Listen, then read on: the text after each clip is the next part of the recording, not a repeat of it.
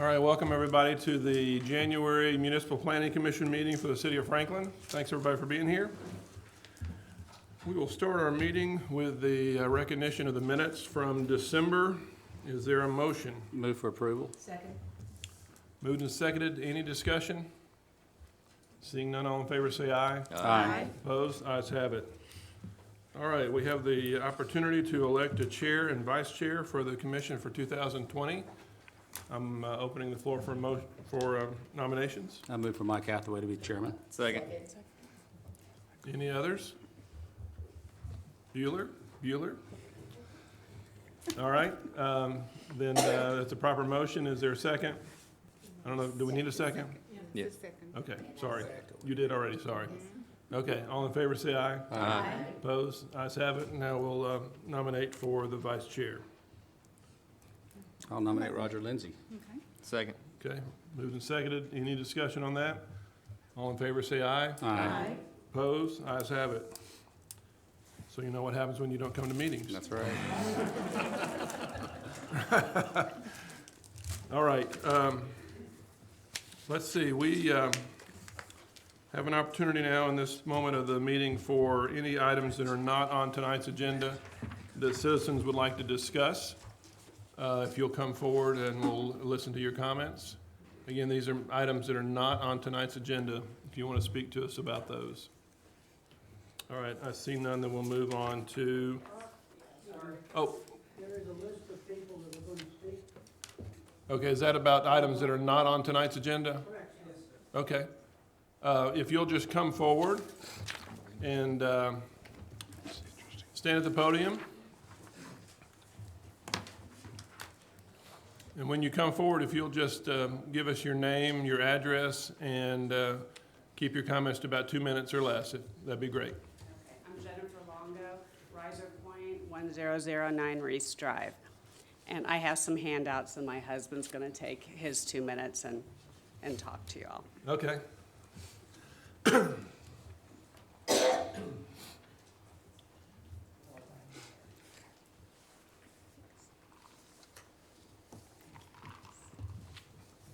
Thank you very much.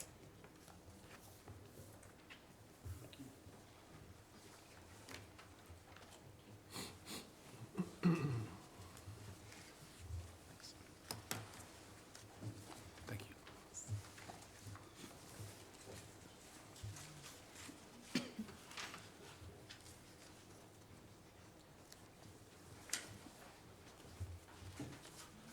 Hi, my name is Michael Longo, 1009 Reese Drive, Franklin.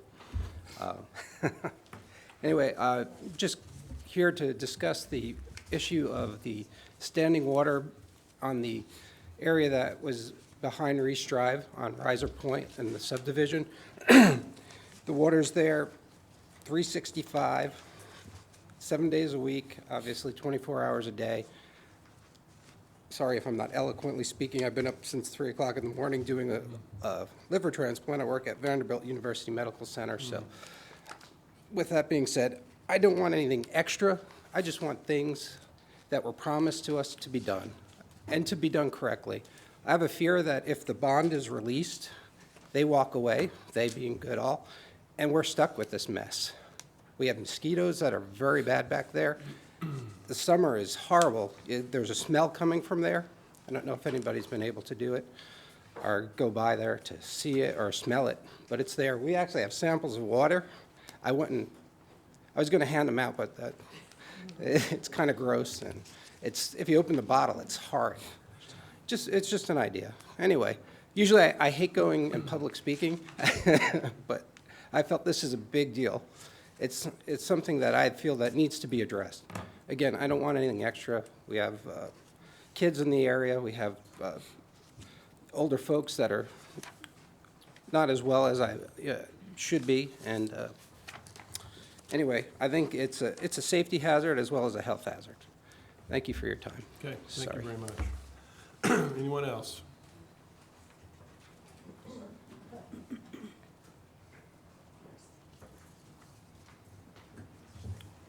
I'm Amy Black, and I live at 1001 Reese Drive in Riser Point also.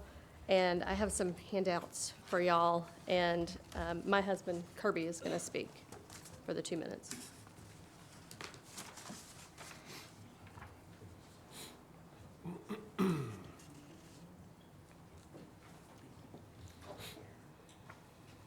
Thank you, ma'am. Thank you.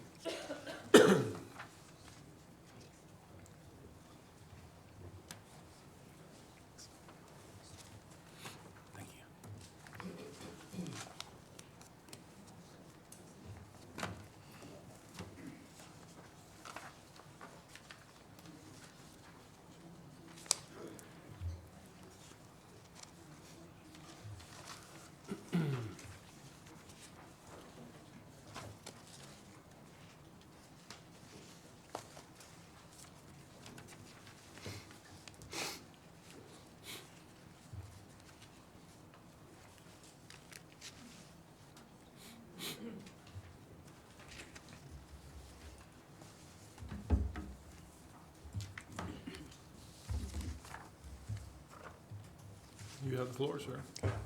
My name is Kirby Binder. I'm 1001 Reese Drive in Riser Point. And this is the same documentation we handed out back in September last year, just to give folks an awareness of what we were concerned about and the priority that we're putting on the development and maintenance of this new retention project that Riser Point has. If you look at the documentation, it borders Reese Drive by 18 homeowners and families. And it has a lot of concerns for us because of not only the oversight that we think is not quite there because of the lack of communication for neighbors, but also, like Mike mentioned, the hazards it poses as well. Constant smell, sludge, algae. It doesn't drain. We'd really like to have someone take a look at that so that it really becomes a gravity-fed system, which is what we were promised, that feeds into the river and filters the sediment that shouldn't be going into the river in the first place. Okay, Thank thank you. Anybody else? One more from Riser Point. Okay.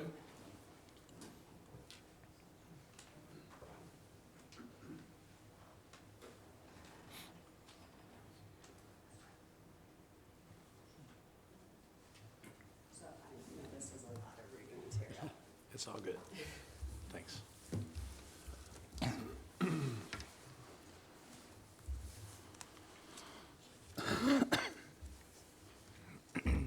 If you'll make sure Elaine gets a copy as well, please, over there, for a record copy. Thank you.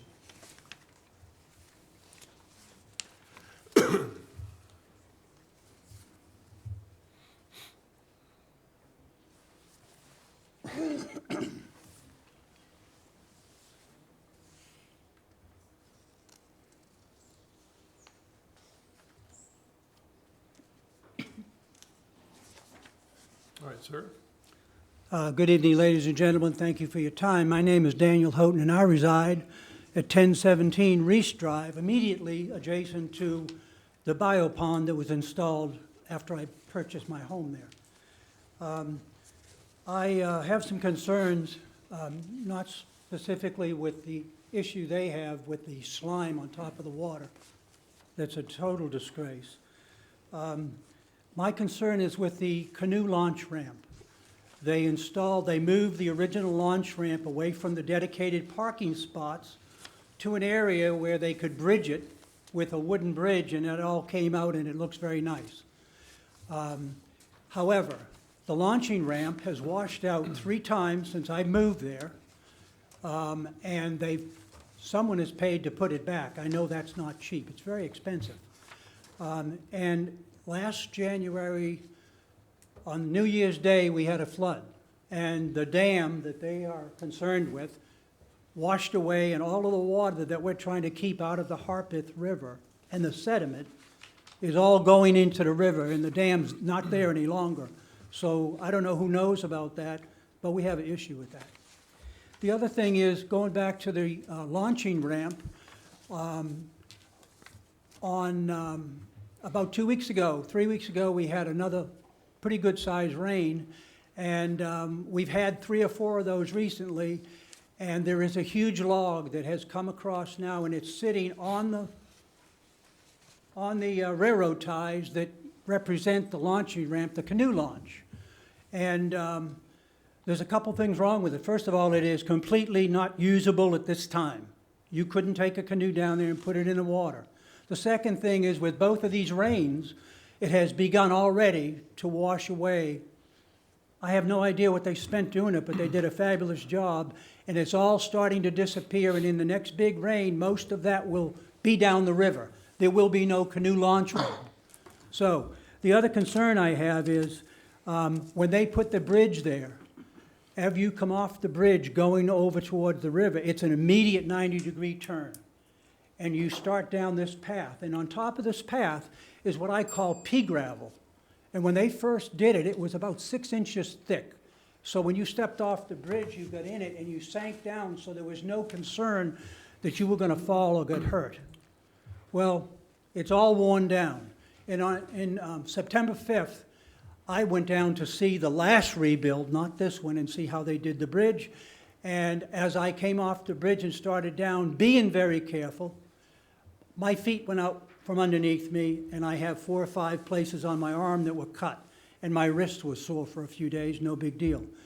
That was on the 5th. On the 7th, I was sitting on my back deck, and I heard some voices, so I got up and I looked over, and here's a family, a gentleman with 2 small children. He had already started down, and before I could yell at him to be careful on that, both of the children were on the ground, and they were both crying, and one of them was cut. So the problem is that when they first did it with all the 6 inches of the gravel, pea gravel, you could navigate it and not fall. Now, it's thin and you can't see some of it, and the landscape paper underneath it is very slick. And the other day, I was out there again. A gentleman's down there with his child, and I yelled to him about the time the child, I couldn't get up fast enough, and the child was on the ground. So we have a couple of issues. The grade at which they put that in is very dangerous. I don't know what kind of surface you'd have to put on it, a rubber mat or something, the only thing I can think of. But that's a safety hazard right now. If it's left that way, people are just gonna fall all the time. And I know once this bond is released, it is my understanding that once the bond is released back to the builder, that this launching ramp, canoe launch, reverts back to what would be the homeowners association. If that is in fact true, that would encompass the entire budget, repairing that launching ramp on a regular basis. We would have no choice but to close that launching ramp, and so that it can't be used. And I know that it's advertised in the city of Franklin Sir, can you as a venue. Can you wrap up your comments, Yes. please? Anyway,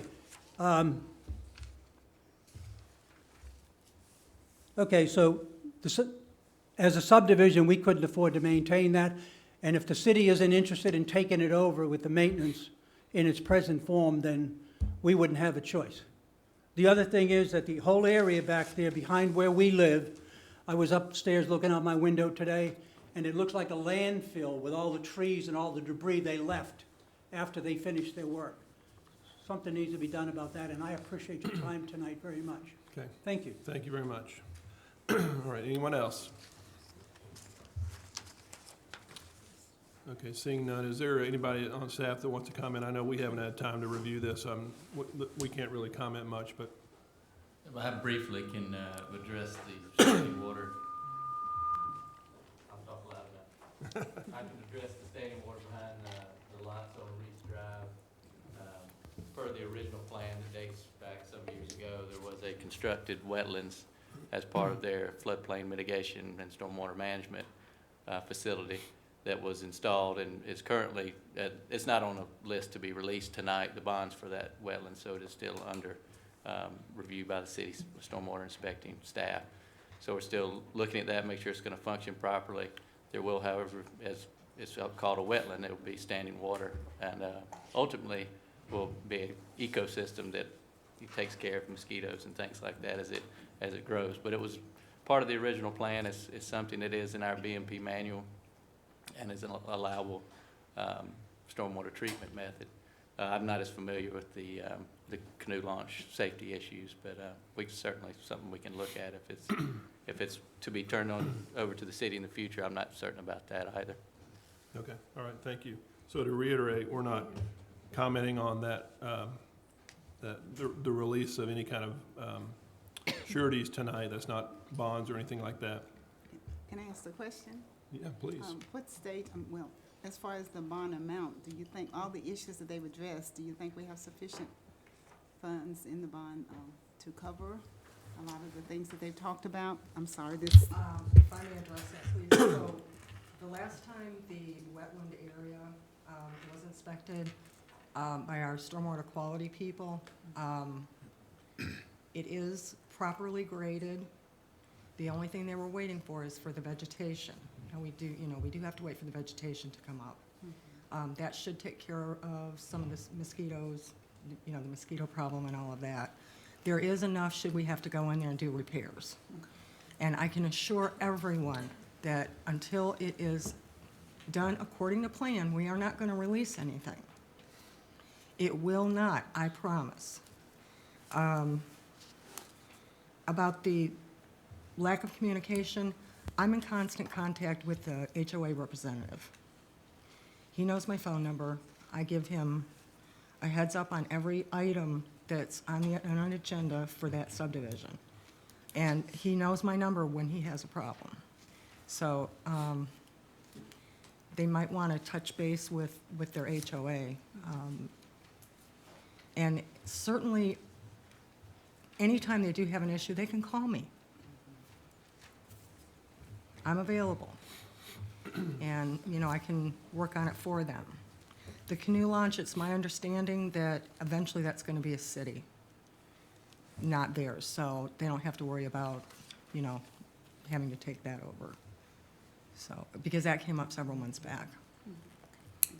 All right, thank you. Any other citizen comments on non-agenda items? All right, then we're going to move on to announcements. Staff? No announcements tonight, thanks. No announcements, okay. Then we'll move on to anyone that wants to place an item on the agenda that's not currently on the agenda, if you'll come forward. All right, I see none, then we'll move on to our consent agenda. These are items that are considered non-controversial and will be voted on in one block together. Currently, the items on consent are items 2 through 43, 47 through 52.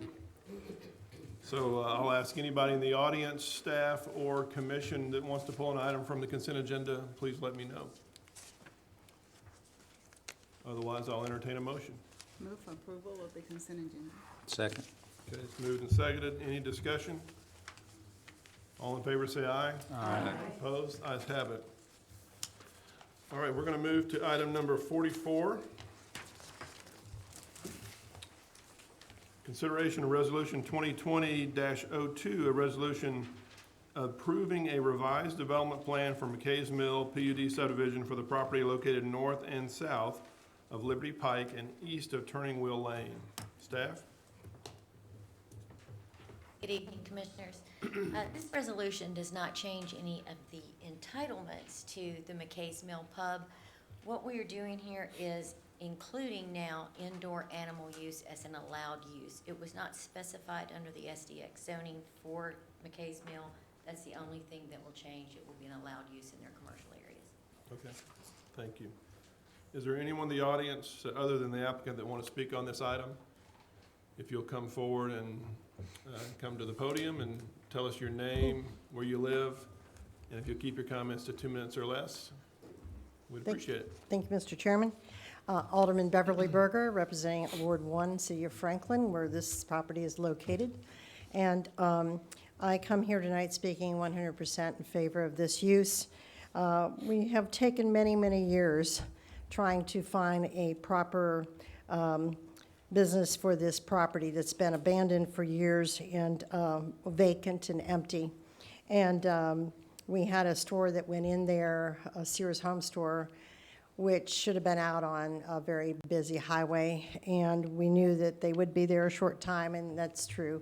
The building is quite large and could could sustain the business, but as far as the square footage that they needed, but they couldn't sustain the traffic it was located in a neighborhood.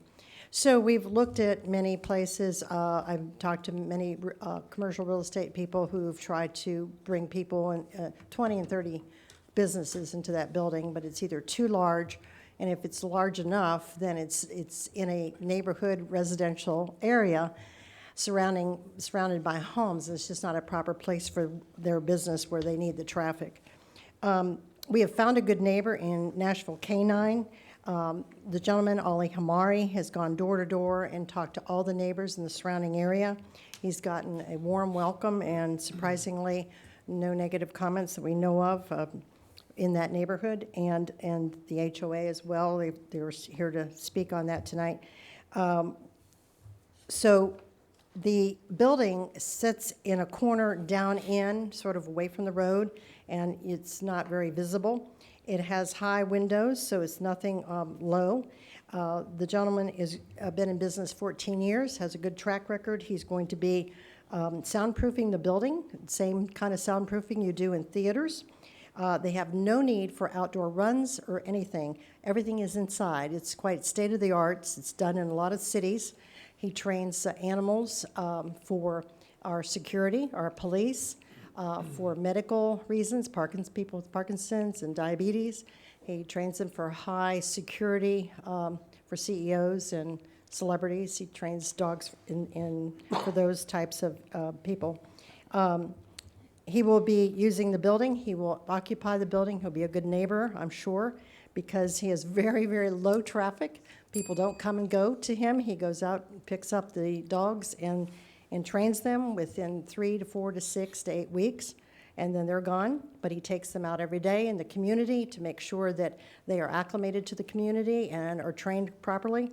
But indoors, they have state-of-the-art everything, including a place to defecate and drain the waste from the dogs, and everything is contained. So there's no need to be walking dogs in neighborhoods or to have any outdoor sounds from the dogs. The only time they will be doing that, they'll be loading the dogs up in an SUV in the back of the building and taking them out for the day for their training outside, and then they do a lot of training indoors. So again, I speak 100% in favor of this item, and thank you very much. Okay, thank you.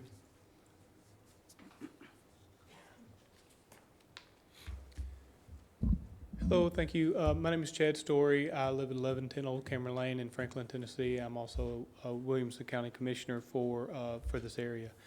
I've lived in McKay's Mill since 2003.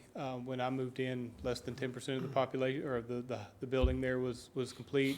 This area was not even built yet, and for that first 10 years, it was a struggle to keep things in process there. It was a hard time getting tenants to come and stay. And when you have a Walgreens in that area that could not be, maintained, it kind of gives you an idea of what type of traffic that's needed. And if you were to bring in something that could be sustained, it's going to create a great deal of traffic. So I think we've got an opportunity to bring a very low impact, very low visibility, but highly probable, because of his ability to stay in business and a lot of at this point, a high probability of staying in this facility for a very long time. So I urge that you consider approving this land use for the applicant. And in my conversations with the applicant, they have there's not, like I said, there's no foot traffic coming in. There's no one coming into the front door picking out an animal. They're there for, it's already a predetermined set of circumstances. So they're only there to pick up dogs, take dogs to the facility, to the outdoor training session that they're going to do, because they use these dogs in real world situations that they cannot duplicate in any facility. And lastly, one of the things that we had talked about from brokers that I'd talked with regarding the space, it's not, restaurant type use is not able to be used in that facility, so it kind of limits the use of which you can use that facility for anyway for the space. So I think it's a great opportunity. I think they'd be great neighbors, and I highly ask that you vote yes on this matter. So thank you all. Thank you. Hi, I'm Camille Breck. I live at 1414 Bernard Way inside McKay's Mill. I'm the current HOA president for the master board and represent the 1,335 homes within the development. Wanted to let you know that we've been very pleased with meeting with Ali. He's come to our HOA boards last year.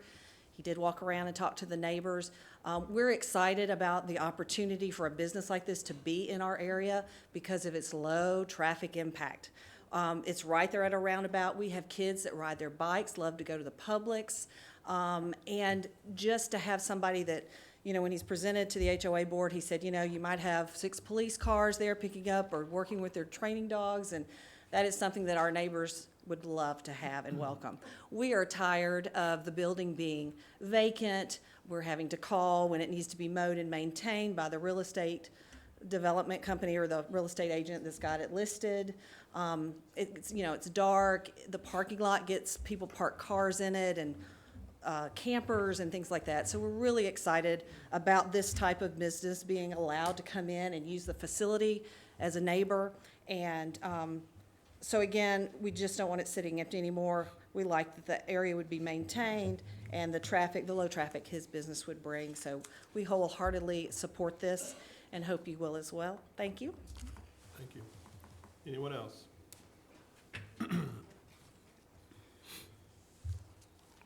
All right, is there somebody representing the applicant? Hi, my name is Greg Gamble, and representing my client, Nashville Canine. It has been a while since the joint conceptual workshop presentation. I have a few slides from that presentation. It's not new information, just a reminder from last, if you don't mind taking those down.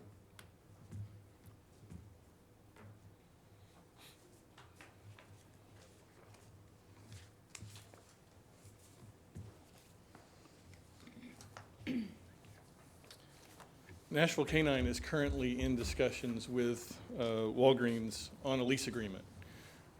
They cannot finalize that lease agreement until this use is permitted within the PUD.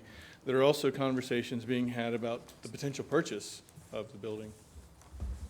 Am I short?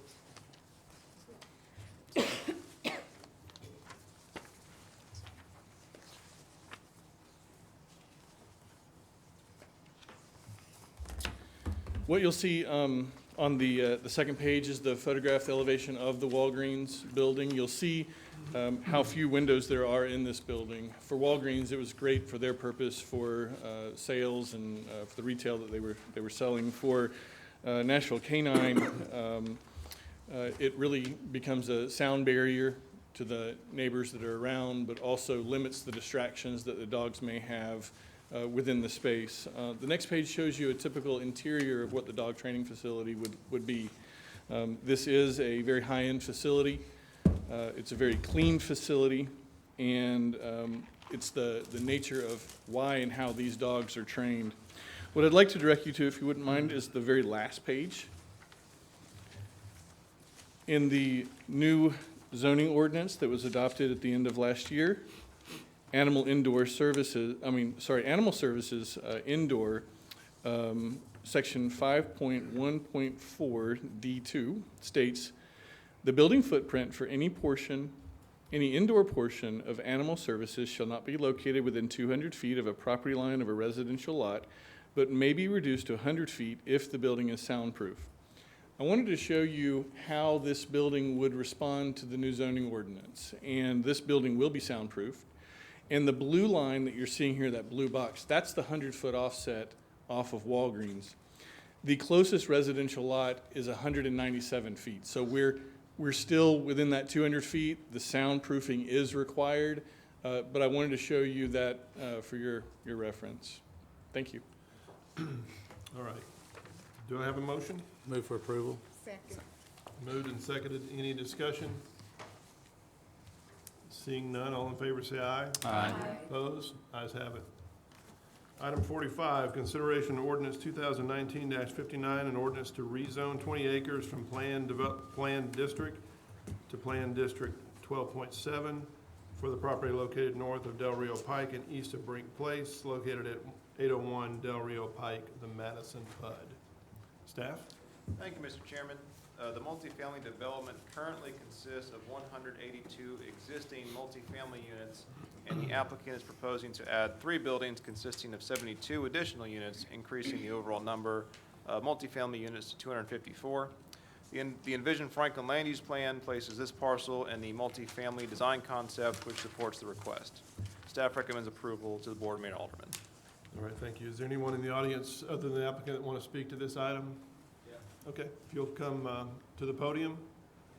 Everybody that wants to speak, if you'll kind of line up, that'd be great. Same rules as others, name and address, and then 2 minutes or less, please. Awesome, thank you. My name's Thomas Jordan. I live at 1020 Brink Place, and there's a couple reasons I have for speaking up. First of all, I appreciate that there would be a secondary access for the Madison Apartments, and I recognize how important that is for fire safety and emergency vehicles. However, there's a couple of reasons why opening Brink Place I feel like is not a good option. The first reason is because it will drastically alter the lives of a very wide group of people.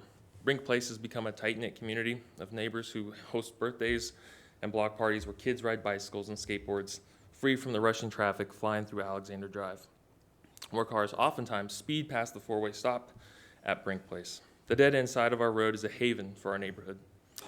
But creating a secondary access at Brink Place doesn't just affect those living on Brink Place. We're at a crossroads of Magnolia Place and Rebel Meadows.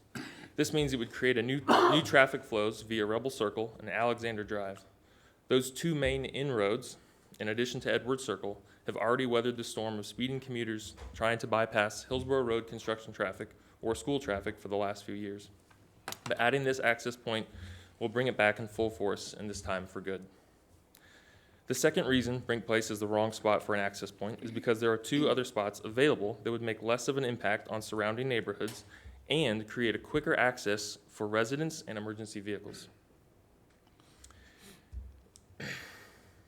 And one of them is even a more logical and convenient connection, like I said, for emergency vehicles. The first of these 2 options is the Kroger parking lot. Representatives for the Madison Apartments have balked at the idea of making the Kroger parking lot an access point because of the added cost required to build over the ditch currently separating the 2 plots. However, with Kroger's rear access lane, it would be a very quick and efficient access point for emergency vehicles because they already have a fire lane going behind Goodwill and Kroger back there. This would also provide a more direct route for wheelchairs and baby strollers wanting to shop for groceries at Kroger. Right now they have a walking path, but it is just grass, and you have to go down into a ditch, and if there's water, I'm almost finished, then that makes it more challenging. This leads me to the final possibility, creating an access point between the Madison Apartments and Orleans Estates. Before you think this would just move the problem from unwanted traffic from Brink Place to Orleans Estates, I want to highlight the drastic change in distance to Hillsborough Road, the main thoroughfare. In order to access the end of Brink Place from the north end, coming from Hillsborough Road, it's a half mile of winding neighborhood roads with no sidewalks. Accessing it from Del Rio Pike is 0.4 miles of no sidewalks. However, if the access point connects to Orleans Estates, vehicles will effectively never leave a parking lot until they are on Hillsborough Road. The 250 feet cars would have to travel on Granville Road already has sidewalks. And when traffic reaches Hillsborough Road, they even have a traffic light that will help create a more efficient and safe flow for traffic. Not to mention, this now creates a better alternative for emergency vehicles. And lastly, as a former teacher at Franklin High, who would sometimes walk to school because it was so close, there is a broken fence access at the far northeast corner of the Madison property that students often use to walk through. However, by making a paved access point between the Madison and Orleans Estates, we've now created a safer way for students to walk to school. They don't have to put plastic bags over their shoes when they're walking through mud. Thank you. Thank you. Hey y'all, I'm Jacob Stillman. I'm at 1024 Brink Place. I'm right at the end where my driveway meets the Madison. There's a small barrier there, but I agree with Thomas on all of that. He's right next door to us, and a lot of it is we would love to stay on a dead-end street. My wife and I bought the house 4.5 years ago, and a massive piece for us is the sight line and the barrier right out of our front door, I can already see straight into the windows of the apartment. The driveway that I have extends to where the parking lot is right across from the barrier. So recently, people have been backing up their trucks, shining their headlights straight into our home, and it's really disruptive from like 9 to 11 at night. But also, I've called the police multiple times on drunks coming up to the barrier and trying to get through, just harassing us whenever we're outside. Another is our house being shot with BB guns from kids living in there, so the barrier is completely non-existent if these are coming straight through and hitting our cars and home.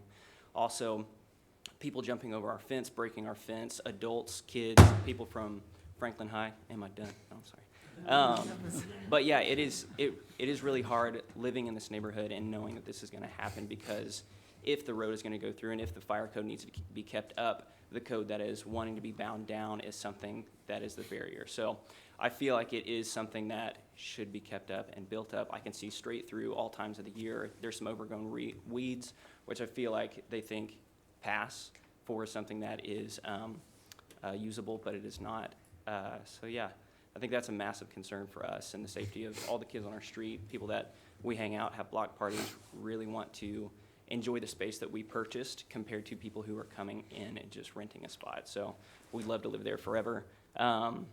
And I really hope the vision of Franklin is to build up the neighborhoods and keep growing families. But that's my main concern. I hope you guys help us out. So thank you. Thank you.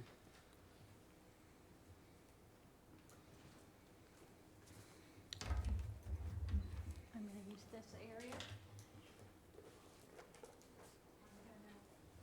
Don't read ahead. I've got some surprises at the end, and it'll spoil my presentation. Thank you. And I won't read it off. I don't have a lot of bullet points. It's just to keep you energized and awake through my meeting. Can I give one to you?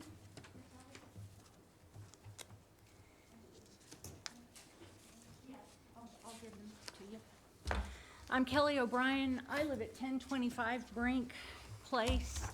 My first concern is how this project has been communicated with us, the people that are prime concern about that. The first notice I got was, you can see in the first, on page 2, an envelope addressed to Truland Consulting stuck in my front door. I wasn't sure if I should open that since I'm not Truland Consulting, but I did open the letter.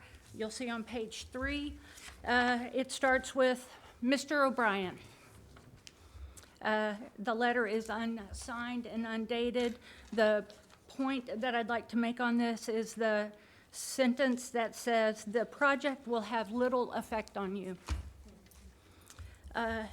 Regarding the December 3rd meeting that Truland Consulting was telling me about, I informed them that I would be out of the country and I wouldn't be able to attend the meeting.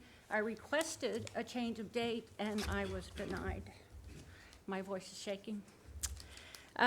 The December 3rd meeting on page 5, the notice and the map, the project description only talks about the demolition of a building and the rebuilding of new buildings there.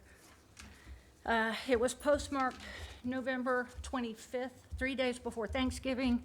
There's no mention of a punch-through access through our dead-end street, and only 2, maybe 3 residents showed up. And I think the lack of notification and highlighting of the road is why you don't have anybody here from Rebel Meadows or Magnolia subdivision. The January 23rd meeting notification on page 7.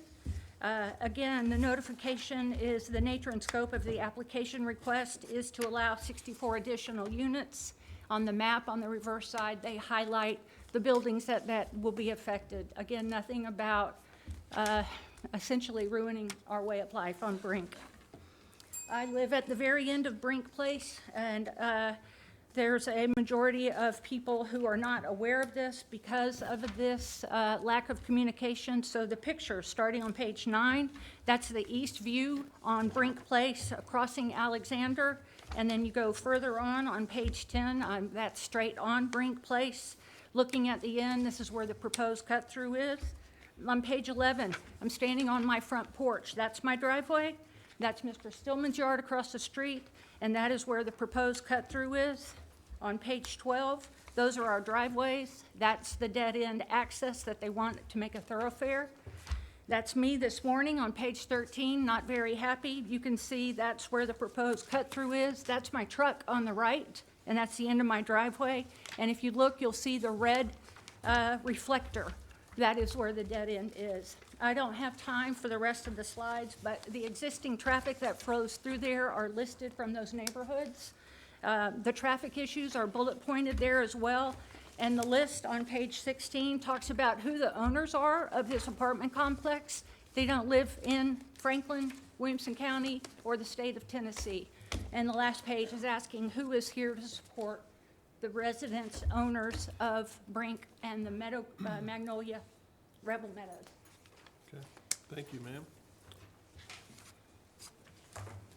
Hi, my name is Patricia Williams. I live at 213 Matthew Place, which is one street over from Brink.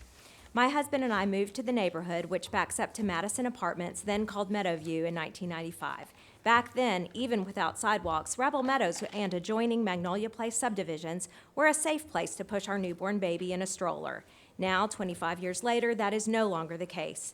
Due to an increase in Franklin's population of 55,000, an astronomical rise in distracted driving, and an almost complete disregard of speed limits, this is no longer a safe place to drive, much less walk.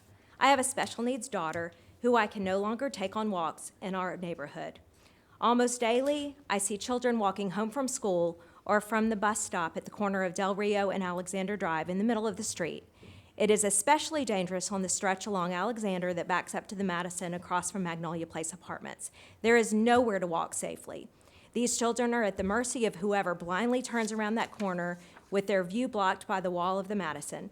A little bit further up the road, I understand that there was even a fatality of someone forced to walk in the road. The only change I saw was the installation of a speed bump on Alexander across from Del Rio. My backyard backs up to Madison Apartments. Of course, I don't look forward to the inconvenience and noise of construction so close to my home, but that is a very secondary concern. My main concern is the increase in danger that this addition in traffic will positively cause. I beg you to deny this proposal, but if it is approved, please do not allow it to occur unless it is supported by much-needed changes in infrastructure. We absolutely cannot support even more people and vehicles without the installation of sidewalks and traffic lights at both entrances of Rebel Meadows Magnolia Place subdivisions. Thank you. Okay, thank you. Good evening. My name is Scott Hodes. My place is 1021 Brink. It's next door and second to the dead end over there. About 3 or 4 years ago, I bought that home, and over the 3-4 months it took me to rehab it, which is what I was doing. Every time I drove through that neighborhood, and it's a pretty high traffic neighborhood, I would pull up into Brink Place, and the little 2-year-old kid across the street would be in the road in my driveway because there was some rock, playing with his little Matchbox car, you know what I mean? And in the rock and having fun. So I'll drive up real slow and be like, this is awesome. This is a beautiful place. It's a cul-de-sac, dead-end, safe haven right here in the middle of Franklin. Now, if you go blowing a hole through that, then 10 years from now, my grandkids won't be able to have that kind of experience should they live there. And it's one of those things that single-family residences should probably be a priority, I would think, over letting somebody squeeze in some more units into their apartment complex, because that is a highly trafficked area. And truth is that Nashville's blowing up, Franklin's blowing up. And everybody in Nashville knows that, you know, if you're in the know, you want to be in Franklin because that's a good place to live, raise your family, and, you know, and now it's a really good place to invest. And I understand, you know, want to get a lot out of your investment, making more units, but I don't think it should be at a sacrifice to the neighborhoods that would be involved by increased traffic when there's really no control over that traffic anyway, because it's just a cut through from everywhere to everywhere. So that's my thoughts. Thank you very much for your time. Okay, thank you. Anyone else? All right, seeing none, is there someone representing the applicant? Hey, good afternoon. My name is Scotty Bernick. I'm a landscape architect with Reagan Smith. I'm here on behalf of John Berry with Covenant Capital. John and some of the other development design teams also here this evening. In respect for everyone's time, I want to respond to a lot of the items I've heard. I think a lot of the response is probably appropriate for the PUD, the actual site plan, design conditions. With that said, I'm more than happy to sit up here and respond to it now, but I will definitely touch on that on the next item, or if you'd like at the end of this one. As you know, this is a 20-acre development. It's 1.3 miles from downtown Franklin. Covenant Capital, they've made a really significant investment over the last few years, updating all the units inside the community. They've also updated the entire amenity center, so they've put a lot of money. They've been improving it, and if you haven't been by there and seen it, from what we may have remembered from several years ago, it's really starting to look nice. They're fixing up the grounds quite a bit. As they've noted, we're keeping the same zoning district, if you will. We're requesting a net of 64 units. There are 3 buildings with 72 units, and again, as part of the PUD process, I'll explain, we're removing one of those buildings, so it's only an increase of 64 units. This rezoning is consistent with the major objectives of Envision Franklin, also with the Central Franklin character area, and it's supported by the existing multifamily design concept of the rezoning, and really that's what the specific application is about, if it's consistent with Envision Franklin. This is an excellent opportunity to provide additional housing at workforce housing price points. We meet all of the bulk regulations of the zoning district. We're in agreement with all the staff comments. We would ask for a favorable recommendation to the Board of Mayor and Aldermen. And again, I'm available for questions. I would love the opportunity to respond, and I think that's probably appropriate at the PUD, but if you have any questions, by all means, let me respond now if I need to. All right, thank you. Do I have a motion? Move for approval. Second. Okay, moved and seconded. Any discussion? I just Ms. want to make Peterson. sure that the information that's been talked about here, though, really is in the next item. Yes. Okay. That's So right. This is just a rezoning of the Exactly. property. Right. That's right. Any other comments? All right, seeing none, all in favor, say aye. Aye. Opposed? Ayes have it. Item 46 would be consideration of Resolution 2019-134, a resolution to approve a development plan for the Madison PUD subdivision with 2 modifications standard, both reductions of the Class C buffer for the property located north of Del Rio Pike and east of Brink Place. Staff? Thank you, Mr. Chairman. The applicant submitted a development plan for the construction of 3 additional multifamily buildings for the property located at 801 Del Rio Pike. The property consists of 20 acres and is located in the multifamily design concept. The plan calls for 1 multifamily building to be removed and 3 new buildings to be constructed. The development currently consists of 182 dwelling units, with additional 64 being proposed. If approved, the new dwelling unit count would be 254 with a density of 12.7. The building placement and overall plan meets the recommendations of Envision Franklin. The applicant is requesting to install an emergency access gate with the connection to Brink Place. Section 5.10.42 of the zoning ordinance requires full connectivity to external roads outside of the development. As a condition of approval, specifically condition number 31, the applicant shall remove the proposed emergency access gate for full access to Brink Place. There are 2 modification of standards requests with this plan. For the first, the applicant is requesting to reduce the required Class C buffer width of 50 feet as required in Table 5.5 of the, I guess now, previous zoning ordinance to accommodate for the existing parking lot and utilize the existing vegetation within the buffer rather than the plant new vegetation. The existing parking area was built with the original Meadowview apartment development prior to the adoption of the 2008 zoning ordinance.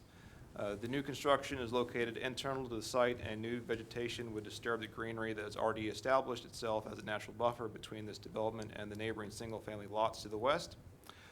Due to the existing conditions and location of the parking area, staff recommends approval of the reduction of the Class C buffer and the use of existing vegetation.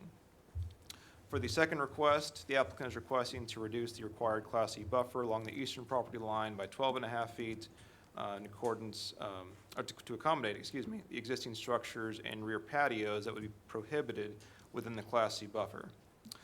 The existing conditions were constructed with the original Meadowview apartment complex prior to the adoption of the 2008 zoning ordinance and requirement of the Class C buffer. Due to the existing conditions and placement of the original building, staff recommends approval of the reduction to the Class C buffer. Staff recommends approval with conditions of the overall development plan to the Board of Mayor and Aldermen. Thank you. All right, thank you. So just a reminder, this is for the development plan, and this again is a recommendation on our part to BOMA. This is not the final vote for the development plan. Is there anyone in the audience other than the applicant that want to speak on this item? Is it all right to speak again? Yeah. Yeah. Yeah, you don't necessarily need to repeat everything, No, I won't read it again. but you're welcome to, Or you and myself. you're welcome to come up. Just remember, we've forgotten who you are. My name's Thomas Jordan. I live at 1020 Brink Place. I did want to bring up when we were being notified about this this plan, we were told that it would be an emergency, or we were led to believe it would be an emergency-only access. And I want to say, for the record, I was initially kind of open to that, again, because like I said, we have students that will walk to Franklin High School, and they'll actually go through. So right at the end of Brink Place, there's a little kind of a spot where pedestrians can kind of walk through, and you can kind of get to Kroger. And like I said, you can get to Franklin High School from that top corner, but it's marshy, it's muddy, and it's a broken chain link fence. The other thing that I found out with the proposed new construction is there's actually a little jut out or a build out from this new parking lot that they're doing on the north side. It's a little jut out to backing up to Orleans Estates. So they're already planning, and I know you guys the way you plan. And I think originally Brink Place was originally meant to be this sort of access for the apartments, but because of the added traffic, because of where we are with no sidewalks and cars flying through, it seems like Orleans Estates would be the more preferred choice for a well-planned growth of our city. So I would just extend that one more time. Thank you. Thank you. Anybody else? All right, I see none. Is there someone representing the applicant?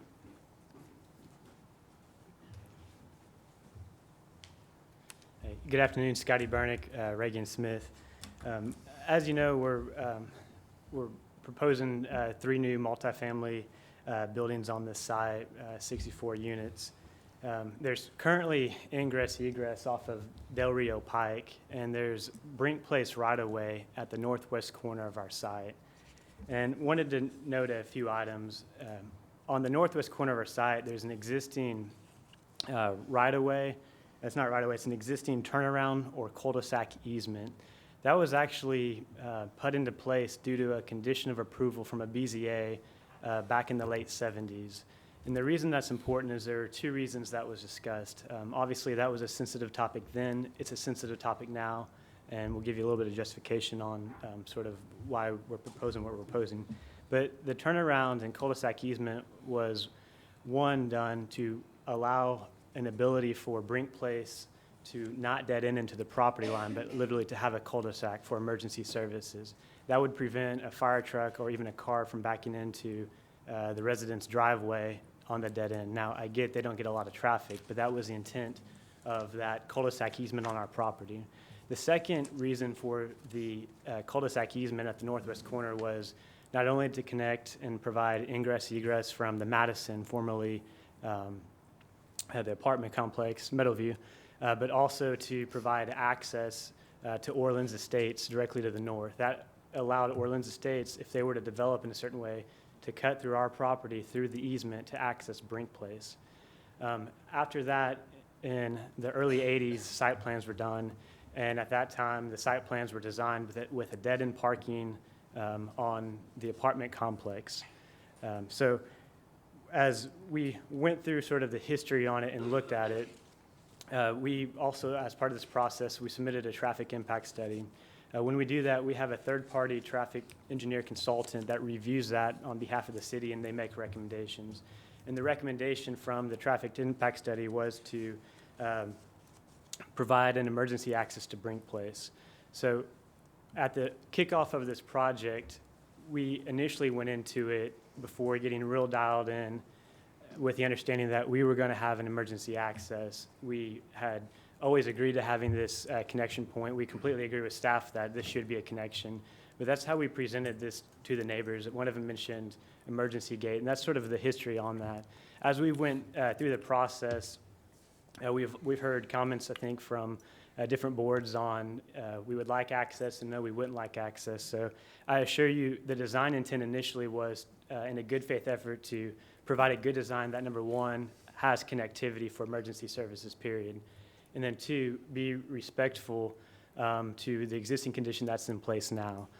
It was committed by the property owner to their neighbors that we would stand up here tonight and ask for an emergency gate, and wanted to give you a reason on why we asked for it, and again, sort of the history of what we learned. Additionally, the layout is extremely sensitive in terms of the building placement. All the buildings are located internally to the site, which are buffered by existing buildings or existing vegetation or even proposed vegetation. As Thomas mentioned, yes, we are showing a stub to Orleans Estates. That was a requirement. That's for if Orleans Estates ever redeveloped. Currently, that's a private development. There's no access easements, no right-of-way within that development. It's private property, whereas Brink Place is a public right-of-way right on our property line. Additionally, beyond that, we've also extended we've extended access easements to the east to go into the condo development there. So we're setting up a framework for connectivity should that need to occur, but doing it within a means that's working with the existing development. The site will have permeable pavers, bioretention. We have the opportunity to implement some new water quality and water quantity standards into this development. I'd like to note it to be over 50% green space, which is incredible to have density and still provide the formal open space and again meet Envision Franklin ideas. The traffic study shows a minimal increase in trips. It operates at an acceptable level of service today and with the proposed development. Also, in terms of site distance, it meets and exceeds the AASHTO standards, which are the standards set forth by the engineering guidelines. Again, this meets all of the bulk regulations set forth in the zoning code. In regards to landscape buffers, I don't want to reiterate what the staff has already said, but there's existing vegetation that we're going to keep in place. We are requesting 2 modification standards as a result of existing conditions that were designed before some of the new zoning ordinances have been approved. I guess in closing, I would just like again to note this is a great opportunity for some workforce housing pricing points.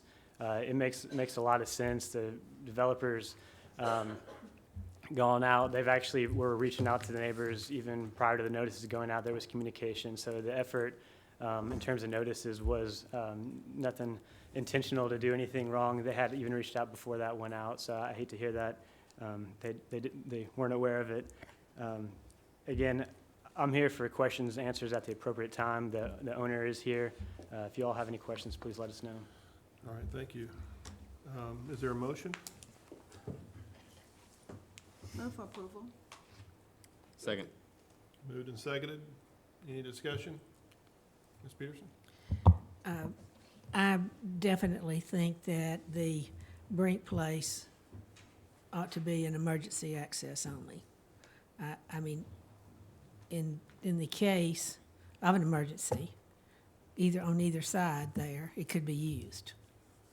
But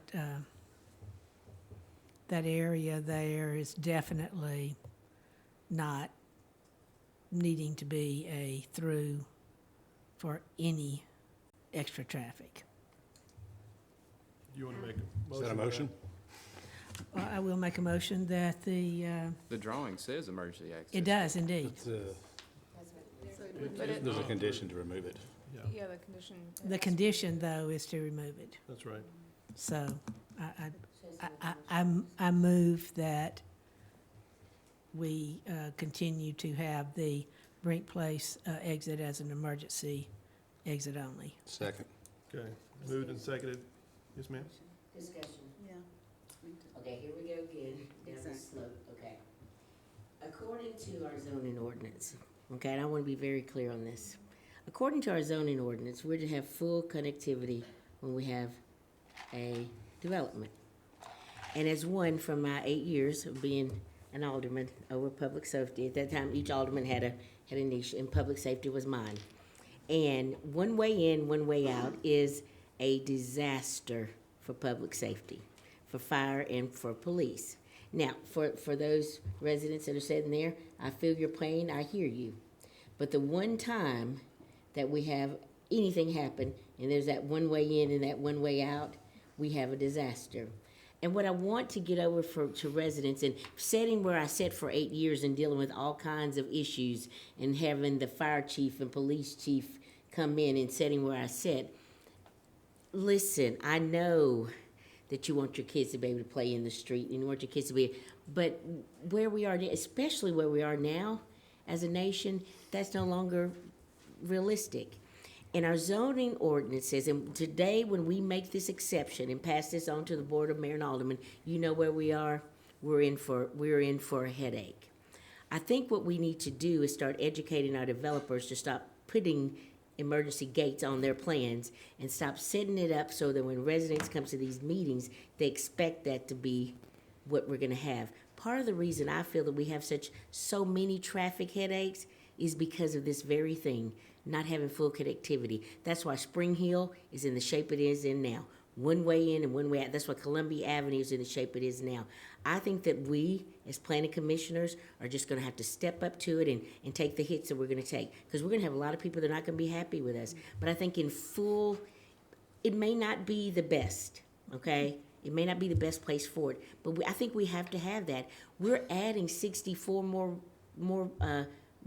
places, more apartments to this, and we're still gonna have one way in and one way out. And Del Rio in this area, in my opinion, is not even really equipped to handle what we have there. We need another access.